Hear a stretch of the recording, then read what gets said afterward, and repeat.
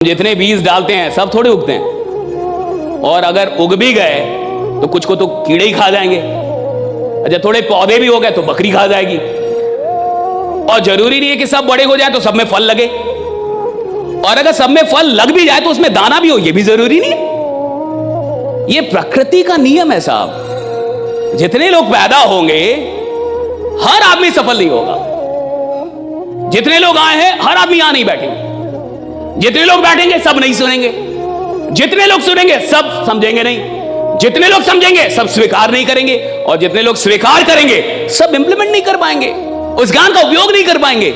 इसीलिए तो सफल बहुत कम लोग होते हैं। किसको नहीं पता है कि वो नालायक है? सबको। नालायक आदमी तो ज्यादा जानता है कि मैं नालायक। हर नालायक आदमी को पता है कि मैं नालायक हूं। उसको पता है कि मैं 20 साल से नालायक हूं, लेकिन मजाल है कि कोई ब्रह्मा विष्णु महेश उसको उस नालायकी से हटा दे? नहीं, उसको कब से पता है। कौन नहीं जानता कि सफल होने के लिए क्या करना पड़ता है? सब जानते हैं। मेरी क्या जरूरत? किसी की जरूरत नहीं है। इस दुनिया में किसी की जरूरत है आपको सफल बनाने? किसी की नहीं। सवाल इसका है कि आप बेहोशी से जागेंगे कब? आप होश में कब आएंगे? आपको कब लगेगा कि मेरे को कुछ करना है?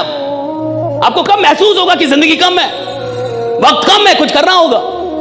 आपको कब लगेगा कि वक्त बर्बाद हो गया? भाई 20 साल बर्बाद गए, 30 साल बर्बाद गए मेरे, और ऐसे जीने के लिए आया नहीं हूं मैं। ये होश में आना बड़ा मुश्किल होता है। जैसे आप होश में आते हैं, बाजार थोड़ा सा और पिला देता, फिर आप बेहोश हो जाते हैं, फिर आपको मजा आने लगता। बड़ा मुश्किल है साहब खेल। मैंने कहा ना कि आप सफल होंगे, सवाल इसका है नहीं, वो तो आप हो ही जाएंगे। मैंने कहा गधे भी कमाते हैं। दुनिया में बहुत कम लोग होते हैं जिनकी फिलॉसफी होती है ये दिल मांगे मोर। बहुत कम लोग। ये दिल मांगे मोर, बहुत कम लोग। हर आदमी की ये फिलॉसफी नहीं होती ये दिल मांगे मोर। उसको जितना मिल गया उसमें खुश है। तो पहली कैटेगरी वो होती है जो आपकी बात नहीं सुनेगी। मैं आपको बता रहा हूं कौन। जो आपकी बात सुनेगी लेकिन करेगी नहीं। मैं बता रहा हूं कौन। जिसको लगता है मैं बहुत सफल हूं। और मूर्ख वही है जिसको लगता है वो बहुत सफल हो गया है। हर सफल आदमी को लगता है कि अभी मुझे बहुत कुछ करना है। हर बड़े आदमी को लगता है कि अभी बहुत कुछ करना है। हर चैंपियन को लगता है कि अभी तो नया रिकॉर्ड बनाना है। हर आदमी जिसको बहुत आगे जाना है साहब, उसको हमेशा लगता है कि अभी बहुत कुछ करना है। और हर आदमी जिसकी कहानी समाप्त होनी है, उसको लगता है बहुत कुछ कर लिया है। अगर आपको अपनी कहानी समाप्त करनी है तो सोचिए मैंने बहुत कुछ कर लिया, राइट? और अगर आपको अपनी कहानी बड़ी बनानी है तो जिंदगी में चाहे कुछ भी हासिल क्यों ना हो जाए, जहां भी क्यों ना हो, वही बोलिए अभी बहुत कुछ करना बाकी है, राइट? अभी बहुत कुछ करना बाकी है। अभी बहुत कुछ करना बाकी है साहब। अभी तो यहाँ बहुत कुछ करना बाकी है, राइट? ये जो फिलॉसफी है कि अभी बहुत कुछ, ये दिमाग को जो इंसान पढ़ा है अभी बहुत कुछ करना बाकी है, वो मेहनत करता है, वो तैयार होता है चेंज करने, वो बदलता है, राइट? वो खुद को सुधारता है। उसको लगता है कि मैं अभी भी गलतियां कर रहा हूं। उसको लगता है मैं अभी भी गलतियां कर रहा हूं, राइट? और जिस आदमी को अपनी गलतियां नहीं दिख रही, अब उसको लगता है मेरे पास कोई गलतियां ही नहीं है साहब, वो आदमी रुक गया है। मैं आपको बताया रुक चुका है। दिमाग बंद कर लिया उस आदमी ने। देखते होंगे बहुत सारे लोग ऊपर जाके नीचे गिरते हैं ना, देखा होगा ना जिंदगी में। ऊपर गया फिर नीचे गिरा। ये क्यों गिरते हैं नीचे? जब मैं ऊपर आ गया तो नीचे क्यों गिरा? ऊपर ही आना चाहिए था ना साहब। क्यों गिरा नीचे? क्या गिरने का मन था मेरा? जब आदमी ऊपर गया तो नीचे फिर क्यों गिर गया? क्या गिरने का मन था उसका? साहब इसलिए गिरा, दिमाग बंद कर लिया, सुनना छोड़ दिया, मानना छोड़ दिया। उसको लगने लगा मैं ही साला बापू, मेरे को सब कुछ आता है। और जिसको लगता है मुझे सब कुछ आता है साहब, उसका गिरना शुरू हो चुका। उसको पता नहीं गिर रहा है वो, गिर रहा है वो। जिसको लगता है ना मेरे को सब कुछ गिर रहा है वो, उसको पता है अभी गिरेगा, 6 महीने बाद पता चलेगा कहां था। और सुन लो, घमंड में मत रहो। बड़े बड़े लोग गिरते, तुम कौन हो? बड़े बड़े तुम कौन हो भैया? बड़ा बड़ा आदमी गिरता है। अभी तो 1000 करोड़ के आदमी भी नहीं हो। 10,000 करोड़ के आदमी थोड़े बैठे हो तुम इधर। लाख करोड़ के आदमी थोड़े बैठे हो तुम।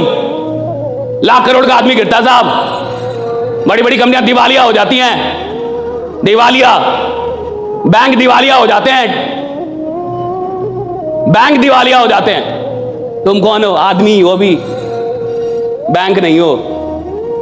बचो घमंड से और ईश्वर से प्रार्थना करो कि जिंदगी में सब कुछ आ जाए। घमंड ना है ईश्वर, राइट? सबका घमंड ना है बस। क्योंकि आदमी जब आगे बढ़ता है ना तो घमंड भी आता है उसके पास। आता ही है, स्वाभाविक है, आता ही है, हर आदमी के पास आता है, आना ही है। सवाल इसका है कि कौन उसे पहचान को दूर कर ले, कौन उसको पहचान ले कि मैं नहीं, ये घमंड आ रहा है, ये घमंड की प्रवृत्ति। और जो इंसान होश में होता है वो घमंड पहचान लेता है। और ईश्वर की असीम कृपा होती है उन लोगों पे जिनको प्रसिद्धि मिले, सफलता मिले, बट घमंड ना मिले। ये असीम कृपा की बात है। जानकारी से अगर जीवन बदलना होता तो गूगल है, सब अमीर होते अब। और अब तो एआई आ गया। आप आजकल व्हाट्सएप पे एक एआई आ गया है, देखिएगा व्हाट्सएप पे एक एआई आया है, उससे जो पूछिएगा सब बताएगा, जो मांगिएगा सब देगा। ज्ञान का भंडार है एआई, भंडार। आप उससे जो ज्ञान मांगिएगा सब दे देगा। लेकिन सवाल इसका है ही नहीं ना कि ज्ञान कितना है, सवाल इसका है कि जो ज्ञान है वो जीवन में कितना है। मेरे व्यवहार में वो ज्ञान उतर पाया, या मुझे पता चल गया कि बड़ों का सम्मान करना चाहिए, लेकिन बड़ा आदमी आते मैं गरिया रहा हूं। बट पता तो है कि सम्मान करना चाहिए। नीरज चोपड़ा कहते हैं कि मैं बचपन में मेरा वजन काफी अधिक था, मैं 70 केजी का हो गया था जब 14 साल का था।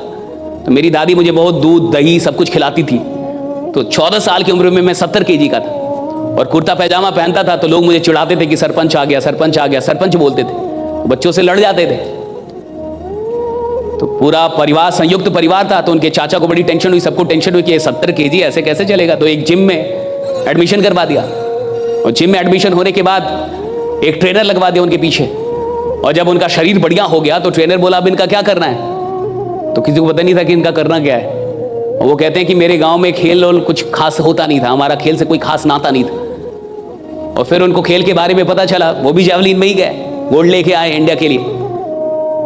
लेकिन वो एक बात कहते हैं कि मैं गोल्ड लेके आया, ये तो सबको पता है, लेकिन कई कंपटीशन में मैं अंडर 8 भी नहीं आया, ये लोग नहीं जानते। वो बोले कई खेलों में मैं पहले राउंड में छट गया, ये लोग नहीं जानते। मैं अंडर 5 नहीं आ पाया, अंडर 8 नहीं आ पाया, बिना किसी मेडल के बाहर निकल गया। कई ऐसी प्रतियोगिताएं जहां मैं पहले राउंड में छट गया, ये दुनिया को नहीं पता है। दुनिया इतना जानती मैं गोल्ड लेके आया। लेकिन वो एक कमाल की बात कहते हैं कि जब मैं छट के आता था ना, 8 में भी नहीं आया, अंडर 8 भी नहीं आया, राइट, 8 से बाहर रहा। जब मैं हार के आता था, वो कहते तब भी मैं परेशान नहीं होता था। तो मीडिया ने पूछा क्यों परेशान, इंटरव्यू क्यों परेशान नहीं होते थे। तो नीरज कहते हैं कि मैं इसलिए परेशान नहीं होता था क्योंकि उस वक्त भी मुझे पता होता था कि मैंने अपना बेस्ट दिया है, राइट। मैं जानता था कि मैंने अपना बेस्ट दिया है। क्या बात, क्या कमाल के लोग हैं। कह रहे हैं कि मैं जब हार के भी आता था तो ज्यादा परेशान नहीं होता था। तो इंटरव्यूअर ने पूछा भाई क्यों नहीं परेशान होते थे। कह कि मुझे पता था मैं बेस्ट दे के आया। वो जानते थे कि मैं अपना बेस्ट दे रहा हूं। कह कि मैं इस खेल में डूबता गया। जब मैं खेल खेलने आया मुझे ओलंपिक नहीं पता था, कि मुझे गोल्ड लाने की चाह भी नहीं थी। मैं तो जानते ही नहीं ओलंपिक क्या होता है और गोल्ड, ये तो सोचा नहीं था। मैं खेल में डूबने लगा। तो जब आदमी खेल में डूबेगा ना साहब, तो उपलब्धियां तो, जब आदमी काम में डूबेगा तो अमीरी तो आएगी ना। सवाल इसका है कि काम में आदमी डूब पा रहा है कि नहीं। और मेहनत वो करेगा जिसको काम से मोहब्बत हो जाए साहब। मेहनत वो नहीं कर सकता जिसको रिजल्ट से मोहब्बत हो जाए। सिर्फ रिजल्ट से जिसको मोहब्बत हो साहब, वो तो आसान रास्ते खोज लेगा। सिर्फ जिसको परिणाम से मोहब्बत है वो तो आसान रास्ते खोजेगा साहब, वो मेहनत नहीं खोजेगा। जिस आदमी को काम से मोहब्बत हो जाती है वो मेहनत में डूब जाता है। जिसको काम से मोहब्बत हो गई, राइट, वो मेहनत में डूबता है, उसको मेहनत से प्रेम हो जाता है।